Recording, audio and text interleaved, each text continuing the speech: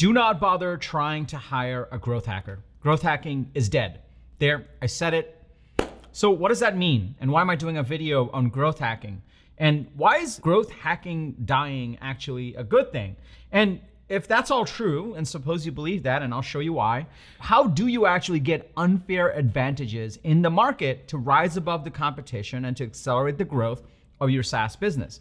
On this episode, I'm gonna walk you through why growth hacking is dead, and then I'm going to show you 3 growth strategies that you can use today that are not scrappy, that are not scrapey, that are not sketchy, that are not growth hack strategies, but true growth strategies that you can use today to rise above the competition and grow your SaaS business faster.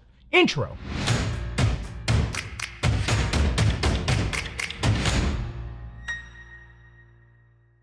What's up, everybody? Welcome to Unstoppable. I'm TK, and on this channel, I help SaaS founders like you grow your SaaS businesses faster with an unstoppable strategy. If you are new to this channel, be sure to hit the subscribe button and that bell icon. That way you'll get notified every single time I drop an episode with the TK energy. Now, if you're already part of this community, if you're part of my SaaS coaching programs, welcome back. You're my people. Really excited to see you over here. All right, so growth hacking. 10 to 15 years ago, I started in SaaS about 15 years ago. So I've seen the rise and fall of different platforms. But over the last 15 years, a bunch of new platforms emerged where you could go get attention of your B2B client, your B2B customer, your B2B user, and even consumers. Facebook, Twitter, LinkedIn, Reddit, Amazon, even Google search for that matter matured. All these platforms emerged. And as these platforms emerge, with any new platform that emerges, there were ways to hack them because they were so young. They were just trying to grow themselves. And so there were different ways you could hack those platforms. All these platforms emerged, and what growth hackers were doing was finding ways to hack these platforms, to get data out of them, to scrape them, and to actually push through more engagement in hacky ways so that they could rise above and get attention. Now here's the thing, 10 years ago, 15 years ago, when these platforms were new, there were ways to hack into them. But over time, these platforms have matured.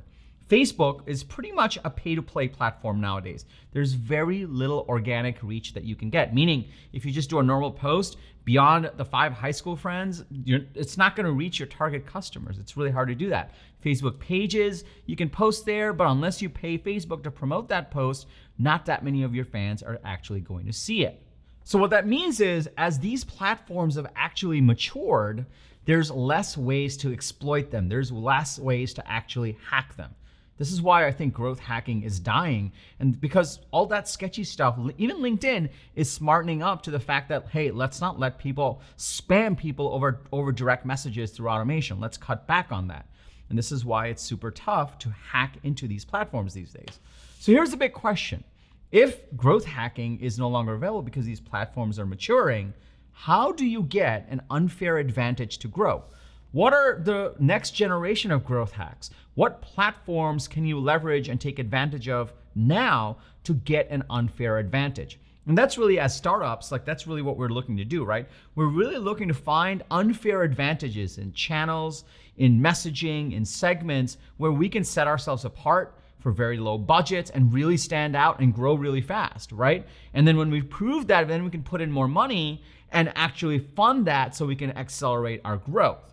But the question is, what are those next set of growth hacks or growth strategies, if you will, if growth hacking is dying with these maturing platforms? So I have 3 principles for you that I'm gonna dig into. If you're excited to dig into principle number 1, the first growth strategy that you can use in this world where all the platforms are maturing and you still need an unfair advantage, go ahead and smash that like button for the YouTube algorithm, and let's dive right into it. Principle number 1 is community and mailing lists, where you actually focus on giving these people value. This is one of the smartest ways and the smartest growth hacks that are out there. Now you'll notice, in order to build communities and mailing lists, it's a bunch of old technology. No one owns these pieces of technology, and that's why they're still exploitable. That's why they're still hackable. And at the end of the day, you're not really hacking a platform in an unfair or sketchy way, which is what a lot of the growth hacks rely on. What you're really doing is going out there and telling people like, look, your feeds are messy. It's filled with ads. Your friends are from high school. You don't care about them anymore. What you do care about are peers. What you do care about are people that share the same values. What you do care about is a safe environment where you can talk about what you really care about. And this is why there's an incredible rise of communities on the internet.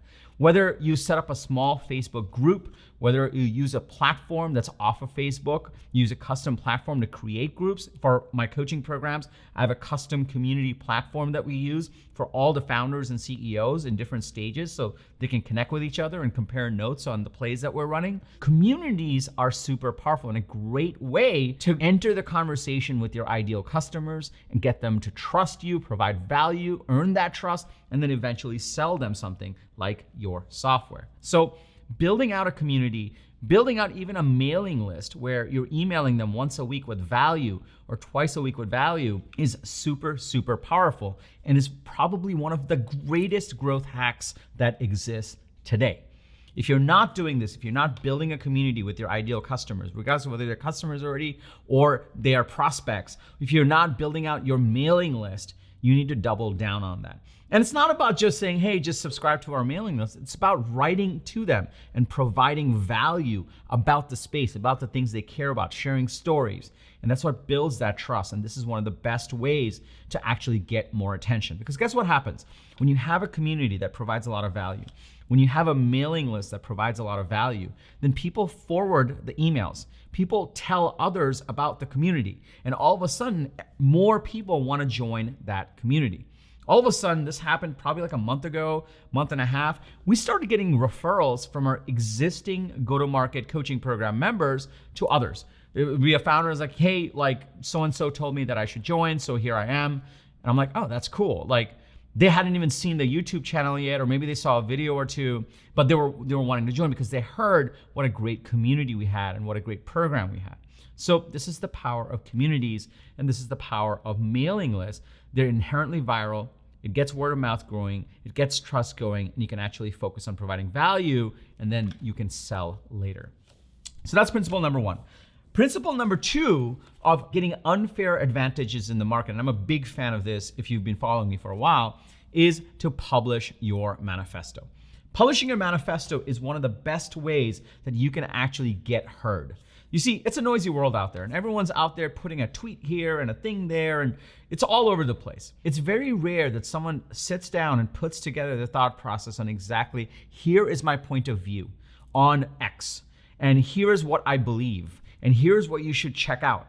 And very few people are actually thinking about, well, how do we actually put our thought process out there, the big transformation we're doing, our big unique point of view in a consumable way. Sometimes they're spread across blog posts or maybe a mailing list post, but no one's putting out a manifesto. And so if you actually take the time to craft your manifesto, to put it together in a meaningful, consumable format, and you actually start to promote that with everything else that you're doing, all of a sudden, you're no longer trying to just bam, bam, bam, drive high volume. What you're really doing is actually driving a differentiated conversation. You're getting out there and saying, hey, here's my unique point of view, and here's why you should care. Now, if you want to build your manifesto, this is something that we teach inside of our SaaS go-to-market program. But if you're wondering what it looks like and how it comes together, be sure to check out this video where I go deeper into the core principles that drive a manifesto, why it makes it work, and how it works. You don't have to go there right now. I'll link to it below because I have principle number 3 for you.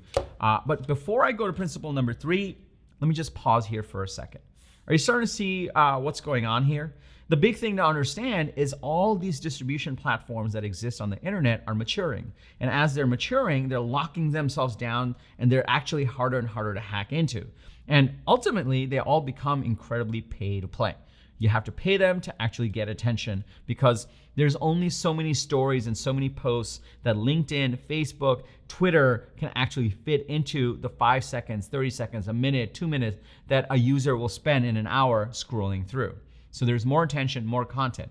And so in order to break through, you actually need to find unfair advantages elsewhere, because these platforms don't like to be exploited anymore because they've matured.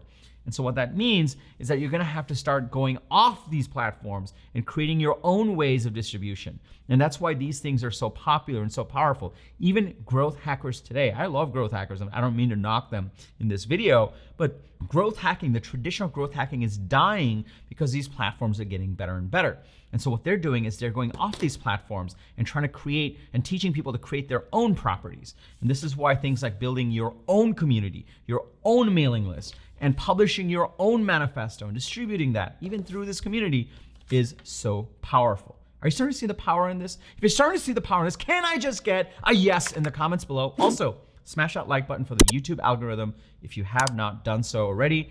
The YouTube algorithm really likes it when you smash that like button, so please smash that like button. Also, if you're in the stage of building out your SaaS business and scaling your SaaS business, and you're starting to wonder, well, how do we drive growth? How do we build out our go-to-market strategy and go-to-market machine and take advantage of some of these unique ideas? This is exactly why I created my SaaS go-to-market coaching program. You can learn more about it at tkcater.com/GTM. I'll also link to it below. Let's go to principle number 3. Principle number 3 is you have to think about referral marketing. Little by little, I've been getting more and more excited about referral marketing, because at the end of the day, we are going through all these different channels to try to actually build our authority, build our trust, figure out how to talk to people, get their attention. And ultimately, the one channel that is left untapped is our existing customers. It's when I started to get these referrals from the existing founders that are in the programs, when I started to realize, well, why don't we just incentivize them more? Why don't we tell them, like, hey, refer more people. Let's make our community even stronger. And so referral marketing is one of these underutilized things because A, it seems too easy or too good to be true, and B, no one quite knows how to do it effectively. So referral marketing, going to your best customers and asking them for referrals to your future customers, to your prospective customers, is one of the greatest ways to grow. Why? Because number one, your best customers trust you, and your future customers trust your best customers. They trust each other. And so the trust is transferred a lot quicker. On top of that, they already know at least one person, maybe 3 people. So when you ask, in a programmatic way, in a consistent way, it all starts to come together. So if you want to dig a little bit more into referral marketing and a few other marketing strategies, cutting edge marketing strategies beyond these 3, be sure to check out this video where I go a little bit deeper into referral marketing and 2 other marketing strategies that you can use to drive growth. You don't have to go right now. I'll link to it below with all the other resources that I put together. So let me recap here and put this all together. All these platforms that started 10, 15 years ago, right? Google, Facebook, LinkedIn, Twitter, Reddit, all of these platforms have now matured, and they don't like it when you hack them. They don't like it when you do something sketchy. They don't like it when you scrape them. They don't like it when you are actually doing something they don't intend you to do. And also they don't like it when you're getting free attention. Little by little, every single one of these platforms are becoming more and more pay to play.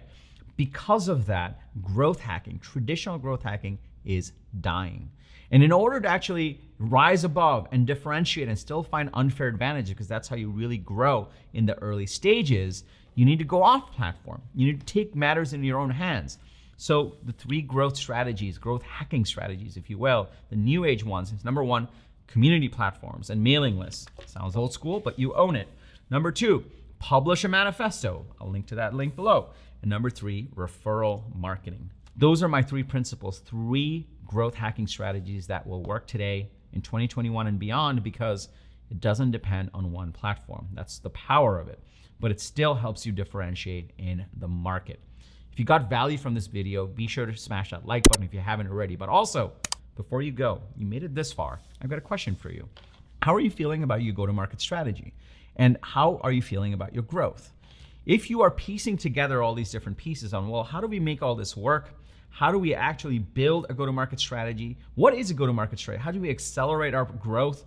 How do we get these right pieces in? Maybe I need to create a manifesto. How do I actually do that? If you're tired of piecing it all together on your own, this is exactly why I created my SaaS go-to-market coaching program. Inside of my coaching program, I give you the step-by-step process on exactly how to craft a go-to-market strategy and execute on it. And along with that, I also coach you. We have weekly calls with other CEOs. We have one-on-one sessions. We have our community. All of this is to help you grow your SaaS business faster. So if you're in that stage where you need to grow your SaaS business faster, you need a scalable go-to-market strategy and machine to execute on, you want to reduce execution risk, then I invite you to apply to join my SaaS go-to-market coaching program. It's a very simple process. Just go to tkcater.com/GTM, tkcater.com/GTM. When you go over there, you'll get all the details around the program. At the bottom of it, you can apply to join. It's a small application form. We'll ask you a few questions. And if the questions look right, then we'll actually get on a strategy call. And then we'll figure out how we can help. The reason we have it in an application form is because we just want to make sure, like, time is precious. We just want to make sure we can actually help you. So we ask a set of questions to make sure that, hey, you're at the right stage where we can help you, where we have demonstrative success. And then we'll get on a call and we'll talk through exactly how the program works. And then we're off to the races. So just go to tkcater.com/GTM. Love to have you on if you are a SaaS founder that is scaling your SaaS business. That's all I have for you today. I want to thank you for watching this episode. If you got value, we put a lot of love into these videos, so be sure to smash that like button. I also drop an episode like this 2 to 3 times a week, every week, on actionable strategies to grow your SaaS business. So be sure to hit that subscribe button and that bell icon if you haven't already. If you have a fellow founder, if you're part of a WhatsApp group, if you're part of a Slack group, if you're part of a community where other founders could get value, please share this video with them so they can learn also. We want to help as many SaaS founders as possible and grow this unstoppable community of SaaS founders. And lastly, remember, everyone needs a strategy for their life and their business. When you are with us, yours is going to be unstoppable. I'm TK, and I'll see you in the next episode.